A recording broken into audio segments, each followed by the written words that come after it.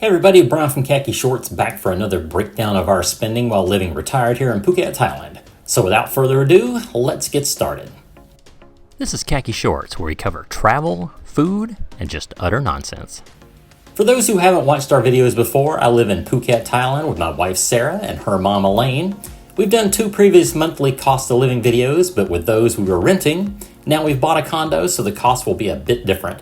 There will be a link at the end of this video and in the description box to those videos.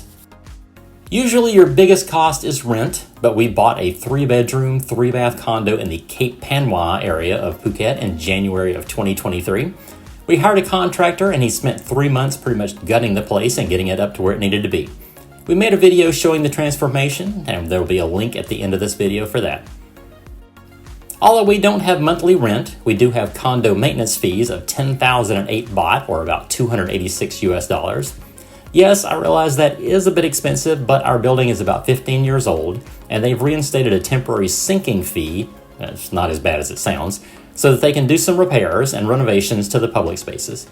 The condo and sinking fees are calculated using the square footage of your unit, and we have one of the largest units at the property, so that's why it costs us a little more. Utilities are not included, but are actually pretty affordable. We have 4 large air conditioning units, and our electric bill for October was 3,503 baht, or about $100. Considering the temperatures here, and we run our AC all night, that's not too bad. For water, we paid 562 baht, or $16.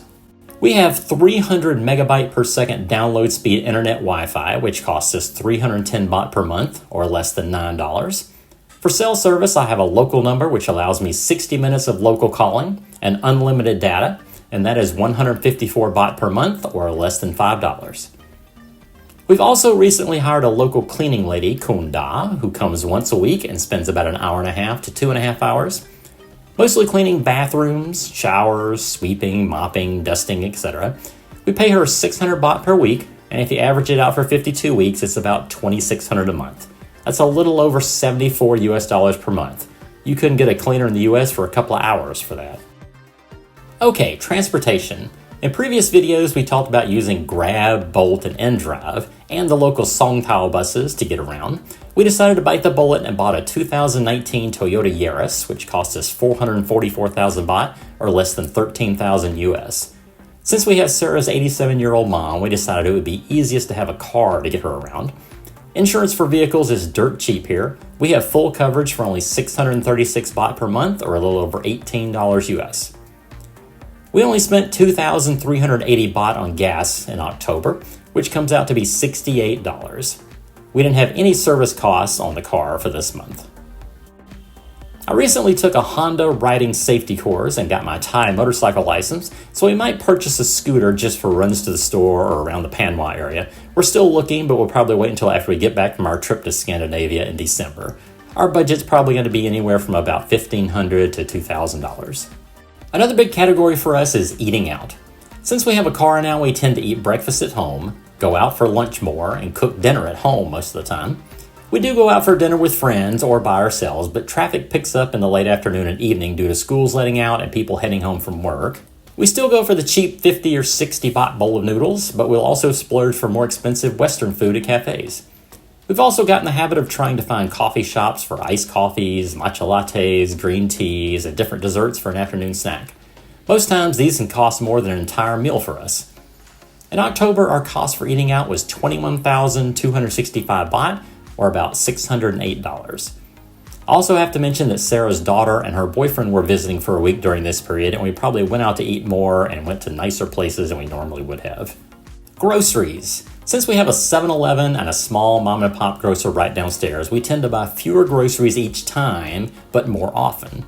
We'll go in every other day or so we're always cooking with fresh veggies. I've actually lost weight since moving here. I think a lot of it is cutting way down on processed foods and eating more fresh stuff. It makes a huge difference. We'll make a run once every week or two to Lotus or to Macro for dry goods or meats we can separate and freeze to thaw out later for meals. This month on groceries, we spent 11,461 baht, or about $327. Home and personal goods. These include toiletry items, decorations for the house, house plants, kitchen utensils, books, etc. We try to keep our stuff to a minimum, but knowing we have a place to put it now makes it harder. Cost this month was 4,459 baht, or about $127. Let's talk about medical and health insurance. We have health insurance that covers us for inpatient and cancer care only. If we need to go to a doctor or dentist for a regular visit, we must pay out of pocket. The monthly cost for health insurance that covers us both is 6,545 baht, or about $187. It is well worth it, as I actually had to go into the hospital twice in the past year, and it paid for it 100% both times, no issues. After that, my premium only went up 3% after the first year. We also had out-of-pocket medical expenses this month. I had 2 visits to a neurologist and 3 weeks worth of medication. I also had to have some dental x-rays and a filling done for a molar. All of these medical costs were 8,558 baht, or a little over $244. Can you imagine getting all that care in the US for that cost? Not likely. If you're interested in our health insurance, shoot me an email from our About page and I'll send you our agent's information. Let's finish with something a little more upbeat: entertainment. I don't have too many hobbies other than watching TV, swimming, going to the beach, exploring Phuket, and of course making videos. We use IPTV here for live TV, series, movies, etc., and that cost is 167 baht per month, or less than $5. We'll go to the movies at Phuket Central Mall a time or two each month, but the cost is quite a bit less than in the US. Sarah has recently got into playing pickleball, which is kind of a cross between tennis, ping pong, and paddleball maybe. She likes it and it gets her out of the house for exercise. Court fees are inexpensive at 100 or 150 baht for an all-day pass. Entertainment this month was 2,310 baht, or $66. So what did we spend total this month? Getting out the old abacus and using all of my fingers and toes, it looks like it adds up to 74,725 baht, or $2,135 for 3 people. Yes, it does help that we paid cash for our car and for our condo, I will grant you that. Please like this video, hit the subscribe button and bell icon so you don't miss any of our upcoming videos about our retired life here in Thailand and our trips around the world.